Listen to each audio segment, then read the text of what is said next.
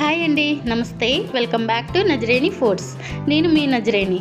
ఈరోజు వీడియోలో నేను చూపించబోయే రెసిపీ ఫ్రాన్స్ లవర్స్ కోసం సరికొత్త స్టైల్లో పచ్చి రొయ్యలు పచ్చి శనగపప్పు కర్రీని ఎలా వండాలో చూపించబోతున్నాను.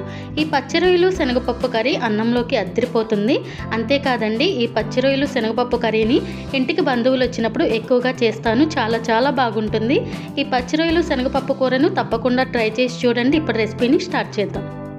ముందుగా రొయ్యల కర్రీ కోసం అరకిలో పచ్చి రొయ్యలు తీసుకుంటున్నాను. ఇప్పుడు రొయ్యల వెన్ను భాగంలో సన్నగా పేగులా ఉంటుందండి.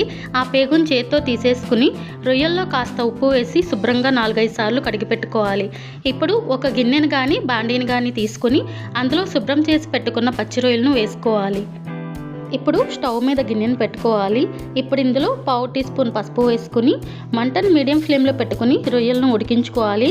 రొయ్యల్లో నుండి నీళ్లు ఊరుతాయండి. ఆ నీళ్ళతోనే రొయ్యలను సగం వరకు ఉడికించుకోవాలి. రొయ్యల్లో పసుపు వేసి ఉడికించడం వల్ల నీచు వాసన రాకుండా ఉంటుంది. పచ్చి రొయ్యలను మరీ ఎక్కువగా ఉడికించకూడదండి. పచ్చి రొయ్యల్లో వచ్చే వాటర్ మొత్తం కూడా ఎగిరిపోవాల్సిన అవసరం లేదు. చూడండి, రొయ్యలు ఉడికిపోయినాయి కదా. ఇప్పుడు స్టవ్ ఆఫ్ చేసుకుని ప్లేట్లోకి తీసేసుకుందాము. ప్లేట్లోకి తీసుకున్న తర్వాత పక్కన పెట్టుకోవాలి. ఇప్పుడు కర్రీ కోసం స్టవ్ మీద బాండీని పెట్టుకోవాలి. ఇప్పుడు బాండీలో పెద్ద స్పూన్తో 3 స్పూన్ల నూనె వేసుకోవాలి. నూనె కొంచెం ఎక్కువగానే పడుతుందండి. ఇప్పుడు నూనె వేడవగానే ఒక పెద్ద ఉల్లిపాయ తరుగును వేసుకోవాలి. ఒక పెద్ద ఉల్లిపాయని చిన్న ముక్కలుగా కట్ చేసుకుని వేసుకోవాలి. అలాగే 4 పచ్చిమిర్చిని కూడా చిన్న ముక్కలుగా కట్ చేసుకుని వేసుకొని వేయించుకోవాలి. మంటను మీడియం ఫ్లేమ్లో పెట్టుకుని ఉల్లిపాయ ముక్కలు కాస్త మగ్గేంత వరకు వేయించుకోవాలండి. చూడండి, ఉల్లిపాయ ముక్కలు కాస్త మగ్గగానే ఇప్పుడు ఇందులో పెద్ద స్పూన్తో 1 స్పూను అల్లం వెల్లుల్లి పేస్ట్ని వేసుకోవాలండి. నాన్ వెజ్జెస్లోకి అల్లం వెల్లుల్లి పేస్ట్ని ఫ్రెష్గా నూరుకుని వేసుకుంటే కూర రుచి అద్దరిపోవాల్సిందే. అల్లం వెల్లుల్లి పేస్ట్ పచ్చివాసన పోయి మంచిగా వేయించుకున్న తర్వాత ఇప్పుడు ఇందులో ముందుగా మనం ఉడికించి పెట్టుకున్న పచ్చి రొయ్యలను వేసేసుకోవాలి.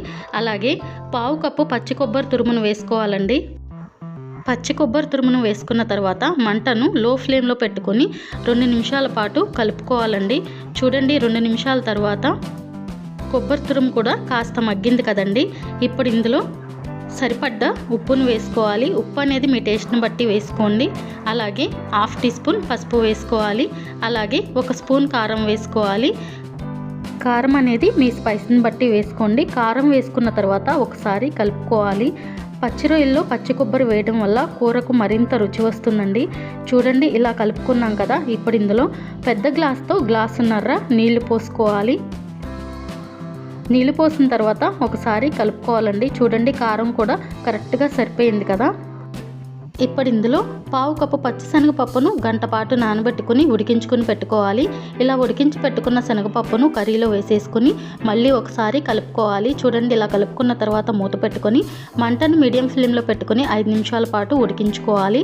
5 నిమిషాల తర్వాత మూత తీసి ఒకసారి కలుపుకోవాలండి. చూడండి, కూర ఇలా గుజ్జుగా దగ్గర పడింది కదా. ఇప్పుడు లాస్ట్లో 1/2 టీ స్పూన్ గరం మసాలా, కొద్దిగా కొత్తిమీర తరుగును వేసుకొని కలుపుకోవాలి. గరం మసాలాను వేసుకున్న తర్వాత మంటను లో ఫ్లేమ్లో పెట్టుకుని 1 నిమిషం పాటు ఉడికించుకోవాలండి. అంతే అండి, అద్దరిపోయే కాంబినేషన్లో పచ్చి రొయ్యలు పచ్చి శనగపప్పు కూర రెడీ అండి. ఇప్పుడు స్టవ్ ఆఫ్ చేసేసుకుని సర్వింగ్ బౌల్లోకి తీసుకుని సర్వ్ చేసుకోవాలి. ఇలా సింపుల్గా, ఈజీగా, టేస్టీగా రొయ్యల కర్రీని ట్రై చేసి చూడండి. మీకు తప్పకుండా నచ్చుతుంది. అంతే అండి, ఈ పచ్చి రొయ్యలు శనగపప్పు కర్రీని మీరు ట్రై చేసి మీకు ఎలా కుదిరిందో నజరేని ఫుడ్స్ కామెంట్ బాక్స్లో కామెంట్ చేయండి. ఈ వీడియో మీకు నచ్చితే లైక్ చేసి, షేర్ చేసి, సబ్స్క్రైబ్ చేసి పక్కనే ఉన్న బెల్ బటన్ని ప్రెస్ చేయండి.